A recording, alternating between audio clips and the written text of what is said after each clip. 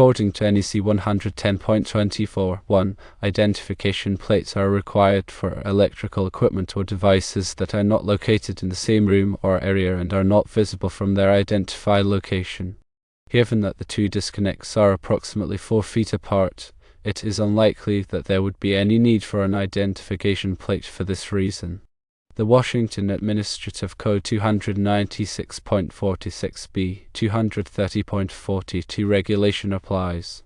The regulation stipulates that an identification plate is required when the service conductors have a lesser ampacity than the overcurrent protection or the equipment rating that they terminate in or on. In the described case, the 4/0 service entrance conductors possess a higher ampacity than the individual 100 amp and 200 amp breakers, but a lower ampacity in the combined breaker rating of 300 amps. Consequently, an identification plate is mandated on the service equipment. The identification plate required by WAC 296.46b, 230.42 must include the following information. Firstly, the ampacity of the service conductor. Secondly, the rating of the overcurrent protection or equipment. And thirdly, the date of installation. The analysis indicates that there is a necessity to install an identification plate on the service equipment to comply with WAC 296.46b, 230.42. The plate must indicate that the ampacity of the 4/0 service entrance conductors is less than the combined rating of the 100 amp and 200 amp breakers, which is 300 amps. The NEC, or National Electrical Code, serves as a comprehensive set of standards and guidelines for electrical installations in the United States. It's published by the National Fire Protection Association (NFPA) and is updated every 3 years. The primary goal of the NEC is to ensure electrical safety and prevent fire hazards. NEC 110.24.1 specifically addresses the identification of electrical equipment. The purpose is to provide clear and unambiguous labeling so that electricians and other qualified personnel can easily identify and understand the function of different electrical components. This is particularly important in situations where multiple pieces of equipment are located in close proximity.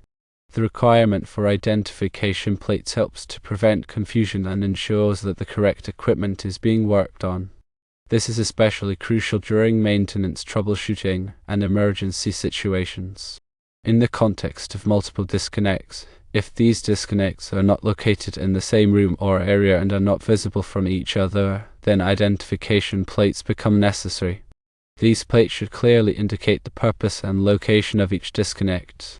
For example, if one disconnect controls the power to a lighting circuit and another controls the power to an HVAC system, the identification plate should clearly state this information. The Washington Administrative Code (WAC) is a compilation of regulations issued by state agencies in Washington.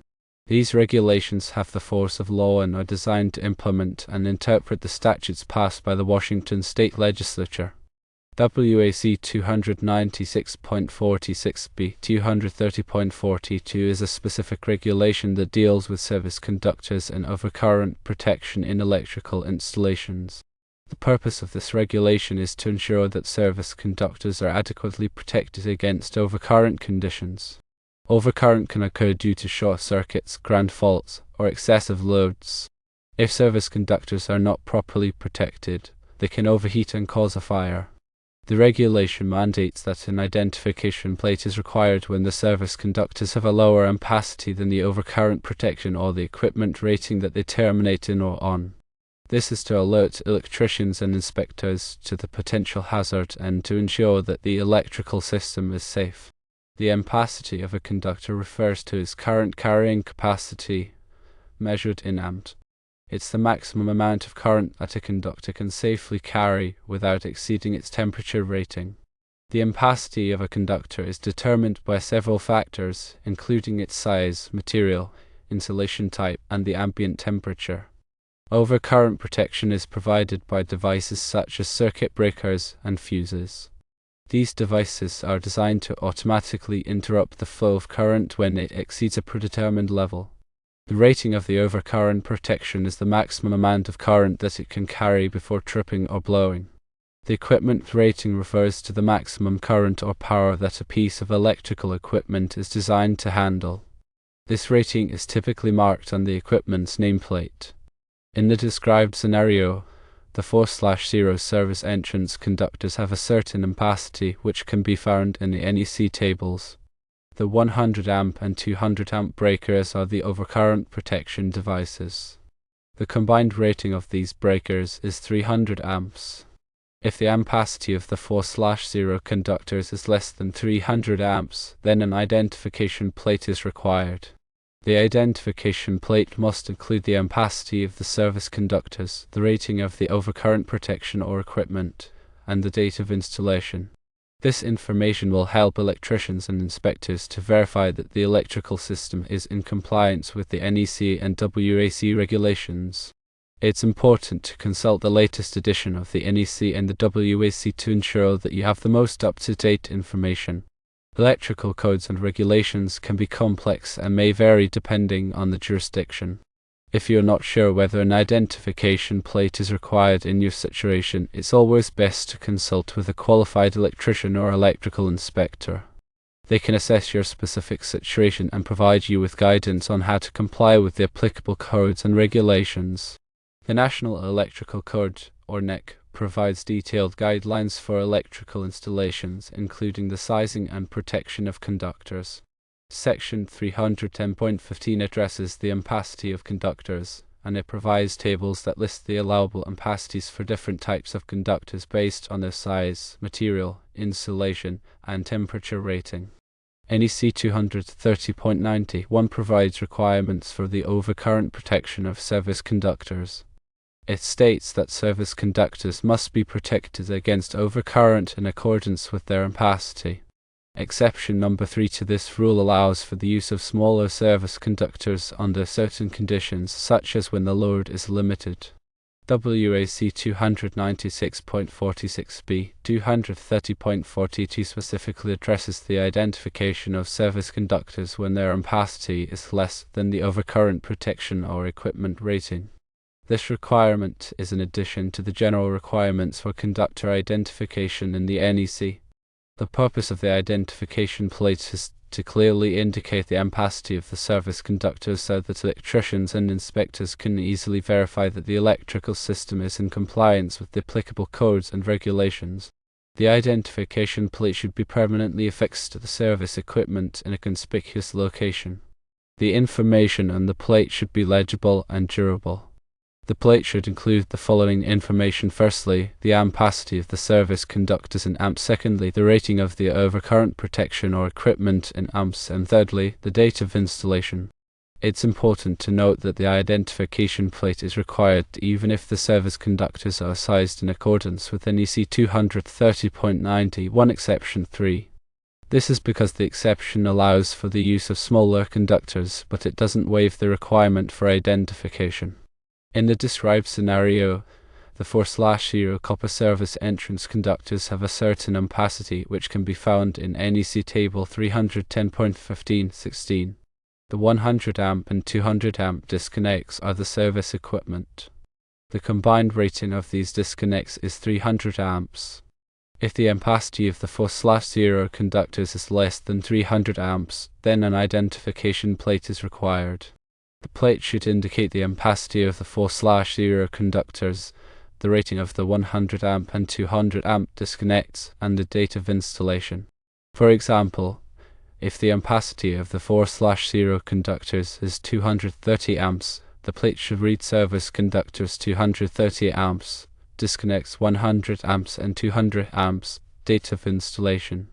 This information will help electricians and inspectors to verify that the electrical system is in compliance with the NEC and WAC regulations. It's also important to ensure that the service equipment is properly labeled and grounded in accordance with the NEC. This will help to protect against electrical shock and fire hazards. The grounding electrode system should be properly installed and connected to the service equipment. All metal enclosures and raceways should be bonded together to form a continuous electrical path to ground. The service entrance conductors should be protected from physical damage by being installed in conduit or other approved raceway. The service equipment should be located in a readily accessible location. The working space around the service equipment should be clear and unobstructed. These are just a few of the many requirements for electrical installations. It's important to consult the latest edition of the NEC and the WAC to ensure that you are in compliance with all applicable codes and regulations. If you are not sure whether your electrical installation is in compliance, it's always best to consult with a qualified electrician or electrical inspector. They can assess your specific situation and provide you with guidance on how to comply with the applicable codes and regulations. The NEC and WAC are complex documents, and it's important to have a thorough understanding of them before attempting to install or modify electrical equipment. Failure to comply with these codes and regulations can result in serious injury or death. The purpose of these codes and regulations is to protect people and property from electrical hazards. By following these codes and regulations, you can help to ensure that your electrical installation is safe and reliable. The ampacity of a 4/0 copper conductor depends on its insulation type and the ambient temperature. According to NEC Table 310.15/16, a 4/0 copper conductor with THHN insulation has an ampacity of 230 amps at an ambient temperature of 30 degrees Celsius or 86 degrees Fahrenheit. If the ambient temperature is higher than 30 degrees Celsius, the ampacity of the conductor must be deaerated. Deaerating factors are provided in NEC Table 310.15/18. For example, if the ambient temperature is 40 degrees Celsius, the ampacity of a 4/0 copper conductor with THHN insulation must be multiplied by a deaerating factor of 0.88. This would reduce the ampacity to 202.4 amps. It's important to consider the ambient temperature when determining the ampacity of a conductor. The ambient temperature is the temperature of the air surrounding the conductor. The ambient temperature can be affected by several factors, including the location of the conductor, the type of enclosure it's installed in, and the amount of sunlight it's exposed to. If the ambient temperature is not known, it's best to assume the highest possible temperature. This will ensure that the conductor is adequately protected against overcurrent. In addition to the ambient temperature, the number of current-carrying conductors in a raceway or cable can also affect the ampacity of the conductors. According to NEC Table 310.15/15, the ampacity of conductors must be deaerated when there are more than 3 current-carrying conductors in a raceway or cable. The deaerating factors depend on the number of conductors. For example, if there are 4 to 6 current-carrying conductors in a raceway or cable, the ampacity of the conductors must be multiplied by a deaerating factor of 0.80. This would reduce the ampacity of a 4/0 copper conductor with THHN insulation to 184 amps. It's important to consider the number of current-carrying conductors in a raceway or cable when determining the ampacity of the conductors. The number of current-carrying conductors is the number of conductors that carry current under normal operating conditions.